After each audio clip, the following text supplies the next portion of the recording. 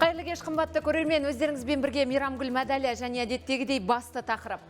Биыл Маңғыстауда қуаңшылықтың салдарынан 3 айдың ішінде 1400 бас мал қырылып қалды. Бұдан бөлек экологтар Каспий теңізінің тартылып жатқанын айтып дабыл қақты. Ал өткен жылы бозжыра мәселесі біраз талқыға түскенін өздеріңіз білесіздер. Жақында сол бозжыраның бүлініп жатқаны тағы да айтылды. Айта берсек, Маңғыстауда мәселе көп. Қысқасы, аймақтағы экологиялық ахуал экономикаға қалай әсер етті? Теңіздің жағасындағы қазақ туризмі қалай дамып жатыр? Бұл сұрақтардың жауабын облыс әкімінің өзінен сұрайтын боламыз. Студиямыздың бүгінгі қонағы Маңғыстау облысының әкімі Серікбай Өтелгенұлы Тұрымов. Қайырлы кеш деймін, Серікбай мырза. Биыл енді аймақта құрғақшылықтан жылқының шамамен 15%, қойдың 14%, ал енді түйенің 4% шығын болыпты деген ақпарат келіп жатыр бізге. Қалған малды аман алып қалу жағдайлар қарастырылып жатыр ма? Мал азығы, жем, шөп деген сияқты өзіңіз білетін шығарсыз, бұқаралық ақпарат құралдарында кең таралған сурет еді осы.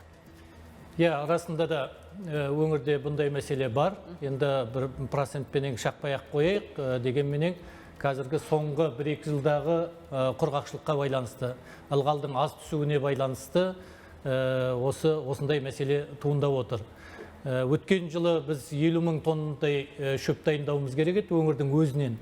Бірақ осында шөптің шығуының аздығына байланысты және жұмыс күшінің болмауына байланысты өткен жылғы пандемияның әсері бар. Осындай көлемде шөпті дайындай алмадық. Сондықтан біз жергілікті бюджеттен қаражат бөліп, өткен желтоқсан айында, жылдың басында, қаңтар айларында Ақтөбеден шөптерді жеткізіп отырдық. Бұл біздің өзіміздің бюджеттен қаражат бөлінді, әлеуметтік кәсіпкерлік корпорациясы арқылы қайтарым қаражатыменен мынау шаруаларға шөп жеткізіп бердік. Әрине енді бұл тасымал құны бар, шөптің байысы біраз қымбаттады.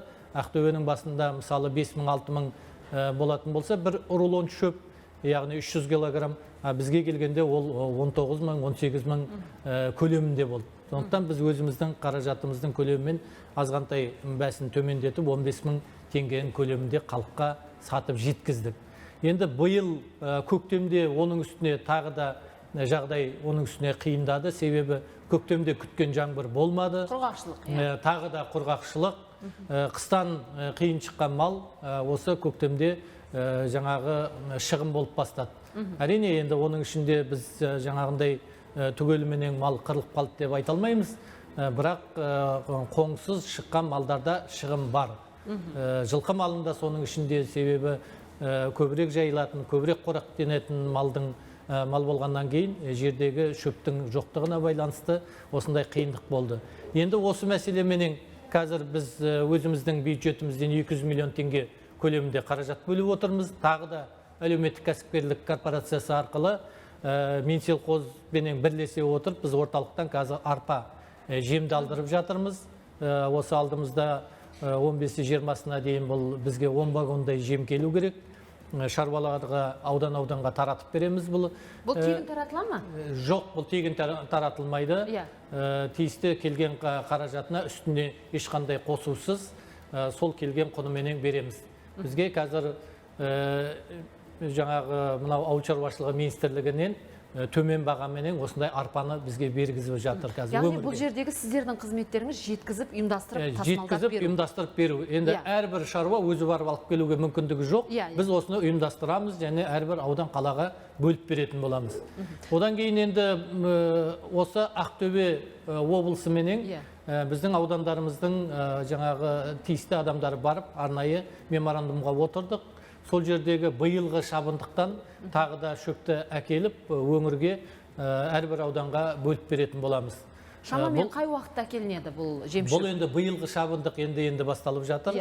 Яғни осы алдымыздағы айдың басынан бастап, орталарынан бастап біз өңірге биылғы шабындықты әкеліп бастаймыз.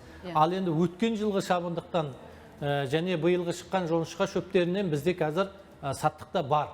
Ол енді сәл қымбаттау. Біз шамамыз келгенше Ақтөбеден жаңағы әкелген шөбіміздің бәсін тиімді бағаға жағдайында қарағымыз келеді, мүмкіндігіне қарай. Кешірім сұраймын, осы тұста бір сауал туындайды. Өткенде де қойған болатынмын мамандарға осы сауалды. Қазгидрометпен жұмыс жасайсыздар. Алдын ала жоспарлауға, алдын ала болжауға болмас па еді бұл жағдайда? Енді әрине бұл мына шаруашылықты біз алдын ала болжауымыз керек, алдын ала ұйымдастыруымыз керек барлығын. бірақ дегенменен тиісті мамандардың кейбір жұмыстарында жаңағы кеткен кемшіліктер бар. Соған сәйкесті осы жұмыстарды біз уақытында дәл жаңағы ұйымдастырудан сәл кемшіліктер бар. Бірақ дегенмен қазір енді тиісті қаражаттар бөлінді. Алда үкіметтің де, үкімет басшысының да бұл шаруаға жаңағы тиісті жаңағы көмек беру өңірге, ол жағында да тиісті тапсырмалар шығады деп қазір жоспарлап отырмыз. Орталыққа біз бұны баяндадық, қатпенен жеткіздік. Минсельхозбен бірігіп бұны жұмыстарды үйлестіріп жатырмыз. Алда шамамыз келгенше шаруаға мүмкіндігінше қолдау көмек жұмыстарын ұйымдастыратын боламыз. Түсінікті. Келесі сауал, жаз бастала жалпы Маңғыстауда су тапшылығы деген мәселе туындайды. Ол жыл сайын туындайтын мәселе. Теңіздің жағасында тұрған елді мекеннің халқын енді тұщы сумен қамтамасыз етуде қандай жоспарлар бар?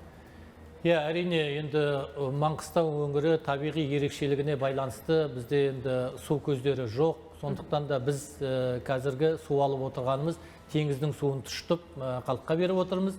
Және Астырқын Маңғыстау су құбыры арқылы осы суды тұтынамыз. Қазір халықтың өсуіне байланысты, жаңағы тиісті жаңағы осы суға сұраныстың көбеюіне байланысты бірнеше жоба жасақтадық. Арнайы 5 жылдық бағдарлама қабылдадық. Сол бағдарламаға сәйкесті қазір бірнеше үлкен жобаларды жасақтап жатырмыз. Оның қазіргі іске асып жатырған жобамыз бізде Каспий су тұщыту зауыты дейтін бар. Бүгінгі күні 17 мыңнан 20 мыңға дейін су шығарып тұр, теңіз суын тұщытып.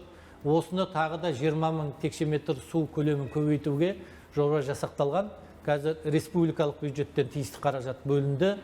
Біз қазір құрылысын жүргізіп жатырмыз. Жылдың аяғына дейін осы жобаны аяқтап 40 мың текше метрге дейін көлемін көбейтеміз.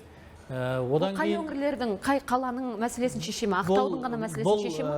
Біздің қаланың іргесінде Мұнайлы ауданының мәселесін шешуге, және Құрық ауылы, және осы бізде қазір жылы жағажай теңіздің жанында туристік объекттердің құрылысы жүріп жатыр. Осыларға берілетін су көлемі. Енді бұныдан басқа Кендірлі жаңағы демалыс аймағынан 50 мың текше метр суды тұщытатын, теңіз суын тұщытатын қазір жоба жасақталды. Бұны Қазмұнайгаз ұлттық компаниясы қаржыландырып отыр. Мемлекет басшысының арнайы тапсырмасына сәйкес осының құрылысын биыл бастау керек. Бұл Жаңаөзенді сумен қамтуға мәселені шешетін болады. Одан кейін Құрық елді мекенінде де осындай зауыттың құрылысын жобалап жатырмыз. Және бізде Маек Казатомпром жауапкершілігі шектеулі серіктестігі бар.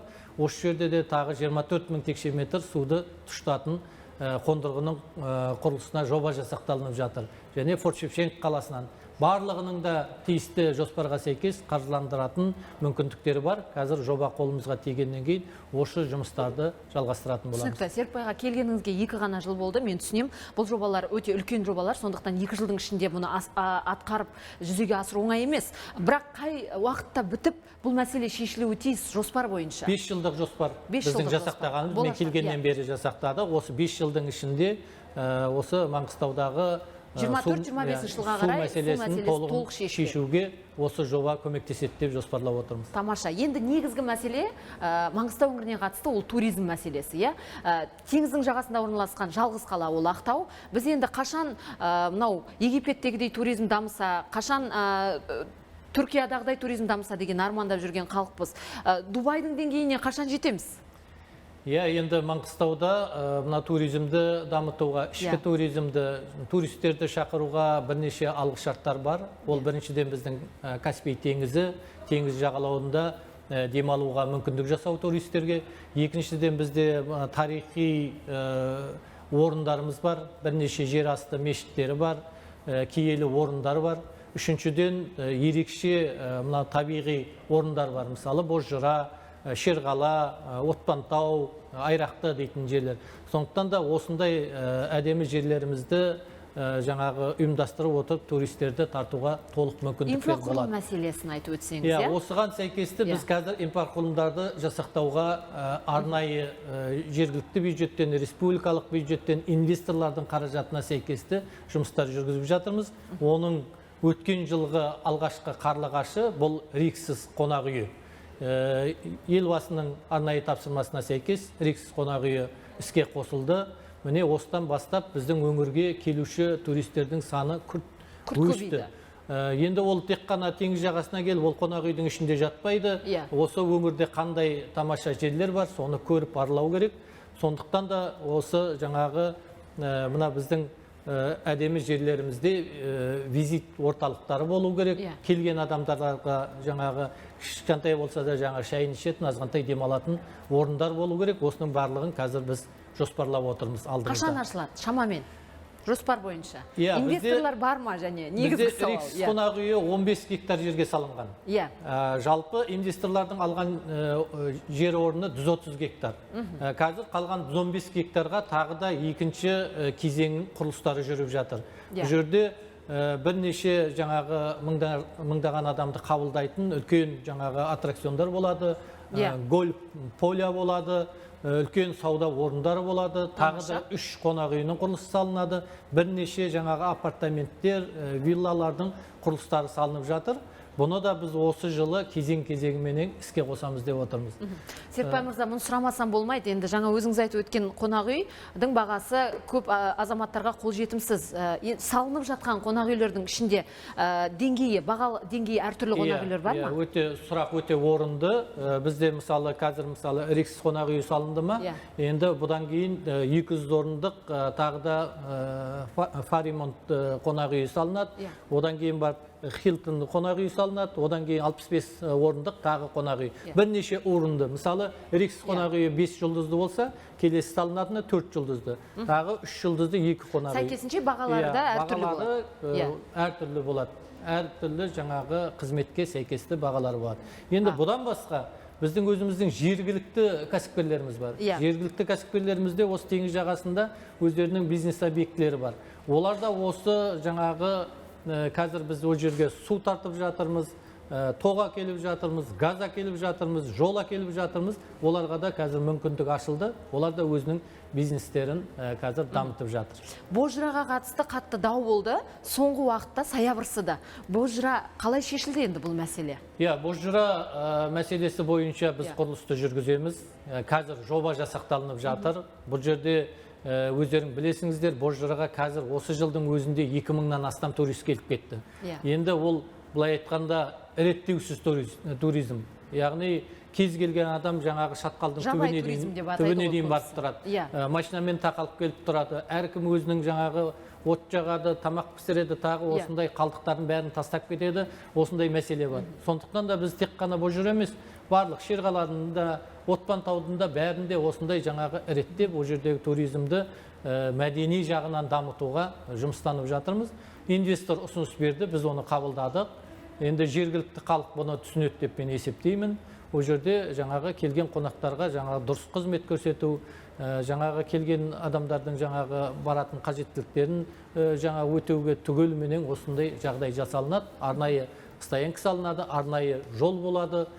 Сосын жаңағы тиісті жобаға сәйкесті бұл жерде Бозжырада халыққа қызмет көрсететін орын болады. Негізгі мәселе қонақ үйдің Бозжыра шатқалынан қанша қашықтықта болатынына байланысты болған еді, Сол алғашқы жоба күйінде қалды ма, әлде дегенмен? Жоқ, бұл Бозжыра шатқалы өз алдына бұрынғы қалпын сақтап қалатын болады. Оны ешкім қоршап алмайды, оған тақап жаңағы қонақ үй салмайды. Ол 4 километрден астам жерде салынады. Яғни біз жаңағы шатқалға дейтін баратын, жаңағы оны тамашалайтын, жаңағы келген адамдардың жол жүрісін бәрін реттеп отыратын боламыз. Яғни бірнеше машина, бірнеше жол болмайды, барлығы ұйымдасқан түрде болады. Ұйымдасқан түрде. Жолда салынып жатыр, осы бағыттарда? Жолды қазір жобасын жасап жатырмыз. Жоба шыққаннан кейін оны да қаржыландырады. Оны да жолда салынатын болады. Тамаша. Меніңше болашаққа қатысты өте тамаша сауал. Маңғыстауда мұнай, газ барлығы бар. Сол байлықтардың арқасында халық қазір күн көріп жатыр, бірақ болашақта ол таусылады. Қандай да бір стратегия бар ма? Халық немен күн көреді? Әрине мәңгілік ештеңе жоқ. Оның үстіне жаңағы мұнай, газ ол жаңағы шектеусіз емес. Бір кездері ол да таусылады. Бірақ біз енді мемлекет басшысының арнайы тапсырмасы бар. Өңірге инвестиция тарту бірінші кезекте, жаңа жұмыс орындарын ашу, сосын экономиканы әртараптандыру. Мысалы, тек қана шикізатқа емес, өңдеу өнеркәсібіне, сонымен бірге туризм саласы, одан кейін мына бізде көлік қатынасының барлық түрі бар. Мысалы бізде жаңағы су көлігінің де қатынасы бар. Басқа өңірде жоқ қой, енді жалғыз түйір Қазақстанның теңіз қақпасы ол Маңғыстау, Ақтау қаласы. Сондықтан бізде Ақтау порты бар, және Құрық порты бар, Баутин порты бар. Осы порттардың мүмкіндіктерін арттыру, жақсы. жүк көлігін ұйымдастыру. Осы бағыттарға біз қазір өзіміздің экономикамызды бұратын боламыз. Көп рахмет, лайым солай болсын. Өзіңізге шын жүректен алғыс білдіргім келеді, алтын уақытыңызды бөліп келгеніңіз үшін. Қазақтың жерінің барлығы киелі, ендеше әр жерді көздің қарашығындай сақтау ол біздің міндетіміз, ардақты ағайын. Ендеше солай дейміз және солай боларына сенейік.